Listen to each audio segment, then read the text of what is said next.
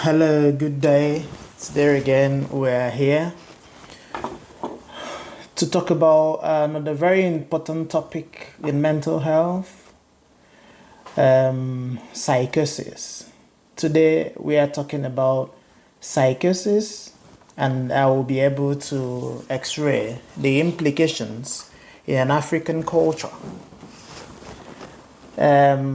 Remember, my name is Dr. Nyakachi Uguonya. I'm a psychiatrist, and I have very deep interest in mental health awareness and reduction of stigma. Talking about psychosis, we'll be able to look at, first of all, what is psychosis? Psychosis is a group of mental health conditions or illnesses, as the case may be, which makes the individual to lose touch with reality, and has difficulties or disorders with belief, perception, and as well the thought process. So invariably, psychosis is a group of mental health illnesses in which the person or the individual has lost touch with reality, begins to have abnormalities in the belief system, and has difficulties or disorders with perception and as well the thoughts. So, what are the causes of psychosis? The causes of psychosis ranges from as simple as stress or trauma to as well as even hunger in our society could lead to low blood sugar, and that could lead to psychosis. Some medications used to treat other physical health conditions could also lead to psychosis. Some psychoactive substances, including alcohol, cannabis, crystal methamphetamine, which in my locality is called murumili, other things like cocaine, heroin, all this could lead to psychosis. There could be a condition called organic psychosis, in which there are other medical conditions that may have resulted to the presentation. These include uncontrolled diabetes, severe hypertension, diseases affecting the liver and the kidneys. In our environment, African environment, you have such things like severe malaria or typhoid psychosis resulting from typhoid. Now, the most important to a psychiatrist, yes, is disorders of the mind. In this situation, we could call pure psychiatric conditions. These all could lead to psychosis. So what are the symptoms of psychosis? Remember, we said initially that psychosis is a disorder with disturbances in belief, disturbances in perception, and disturbances in thoughts, as well as lack of touch with reality. So the symptoms of psychosis can be broadly classified into three. Number one, disorders of belief. In this case, we talk mostly about delusions. Delusions are usually fixed false beliefs that cannot be explained away from the person's social, cultural, or religious background. The next one is the disorders of perception. By perception, we mean the way we perceive things or receive impulses, and this could be through any of the organs of perception, which includes the eyes for sight, the nose for smell, the mouth for taste, the ears for hearing, the skin for touch. So it could happen through any of these sense organs, or otherwise called modalities. So the person could start hearing strange voices or seeing strange things or having strange smells that other people within that same environment or the same place will not feel, and there are no stimuli, or there are nothing leading to all these perceptions.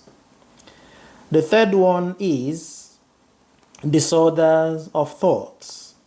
In this case, the individual presents with either you're not able to understand what the person is saying. Maybe the person is flying from one point to the other. Maybe the person is talking entirely nonsense or rubbish. Or maybe the person is not just flowing, the person is not communicating. In which case, we say the person has poverty of speech. Meanwhile, you cannot understand how people think until they communicate it or they show it in behavior. So these are the three major, the broad classes of the symptoms. If we take them one after the other, you will be able to understand how these things are. But in a short while, in summary, you've understood what psychosis is. So if we ask the question, what are the implications in an African culture? How can we differentiate these things from religious and traditional experiences? Yeah, if we take delusion, for instance, these individuals could have supernatural beliefs in themselves, of having supernatural powers to heal all the sick people in the world, to deliver the world from whatever and hand over to a god. They could have this belief that everybody around them is conspiring against them. They could have this belief that people are talking about them, things are making special references to them, even when there is nothing of such. They begin to believe they have special abilities, they have special descent. Some of them in some religion could start equating with themselves with the gods. You see, these delusions, these are the ways the delusions could come. And the question is, how do you differentiate these experiences from the traditional and religious experiences in Africa? Well, let's see what you think. The next one is the perception, issues with perception. So these people may start hearing voices and they attribute these voices to God, the angels.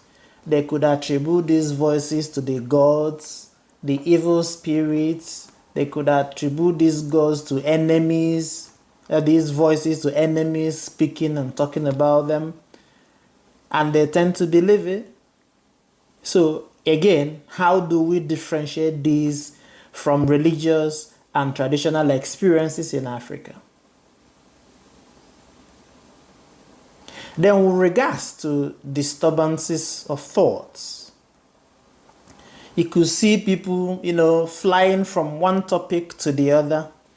They could express and admit crimes they did not commit. They could say things that don't make sense entirely. They could say things out of the blues. You could be wondering where are these things coming from.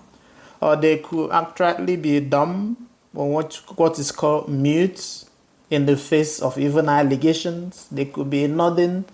They could have some other ways of disturbed thoughts. Just like we keep asking.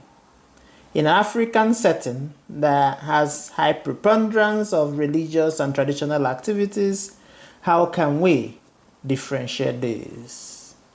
Well, my mission is not to call anybody or to call out anybody. My mission is to enlighten you and increase your awareness so you'll be able to ask questions and understand the difference. Remember, Whatever your goals are, your mental health is primary. My name is Dr. Nyakachi Uguonyi. I'm a psychiatrist with deep interest in mental health awareness and stigma reduction. Please, if you like what we just heard, do well to like, to comment, follow, and share to other people who may be able to benefit. Thank you so